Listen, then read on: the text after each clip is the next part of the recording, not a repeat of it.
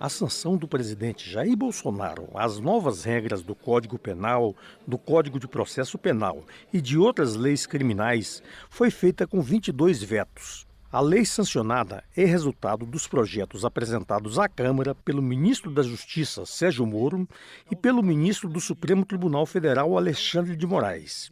Um grupo de trabalho formado por deputados consolidou as propostas num único texto, que foi aprovado pelos plenários da Câmara e do Senado.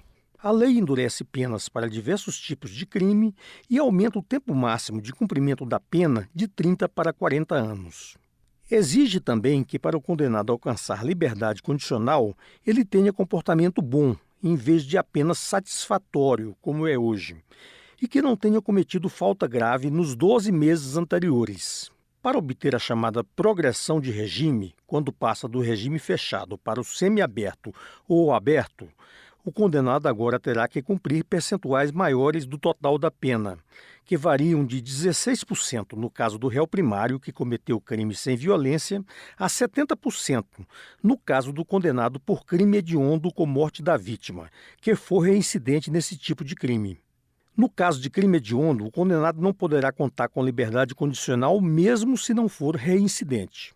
Quem for condenado por integrar facção criminosa também estará sujeito a penas maiores, a regime disciplinar mais rigoroso na prisão e a regras mais duras para a progressão de regime. Se ficar comprovado que mantém o vínculo com a facção, ele não obterá liberdade condicional nem progressão de regime. A criação do juiz de garantias é um dos pontos mais polêmicos. Ele vai ficar responsável pela supervisão de uma investigação criminal.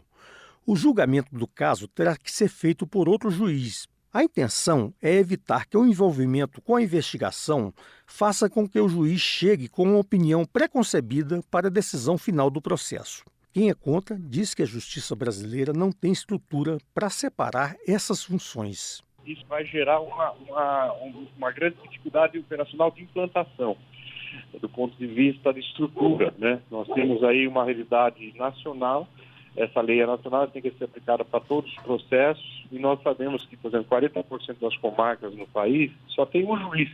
E como é que vai ficar isso do ponto de vista operacional se o juiz que atua na fase de investigação não vai mais poder julgar o processo? O deputado Capitão Augusto, que foi o relator do grupo de trabalho, também é contrário à criação do juiz de garantias, mas ressalva que houve avanços com a nova lei. Houve vários avanços. O endurecimento da eleição penal, progressão da pena, a questão de implantação do banco de dados balístico, do banco genético, aumento da pena máxima de 30 para 40 anos.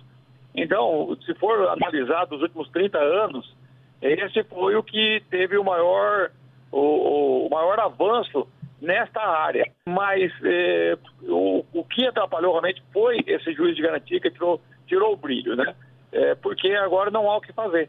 E agora vai realmente impactar muito no judiciário, no nosso sistema, vai atrasar o processo, arrastar os processos, não sabe nem se vai estar valendo para os processos de andamento agora. Já o deputado subtenente Gonzaga é favorável à criação do juiz de garantias, mas lamenta que o debate agora esteja concentrado apenas nessa questão.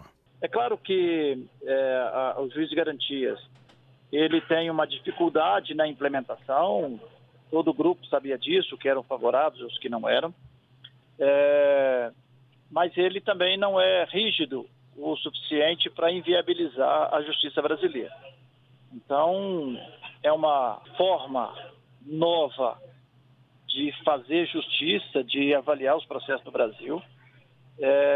Por mais que tenhamos um risco pequeno, mas sempre há um risco de justiça ser feita a partir do processo da contaminação do juiz com o processo. Esse é o espírito da proposta. Estou preocupado que a gente fique preso agora só à discussão do juiz de garantias e ignore os grandes avanços que o pacote como um todo trouxe.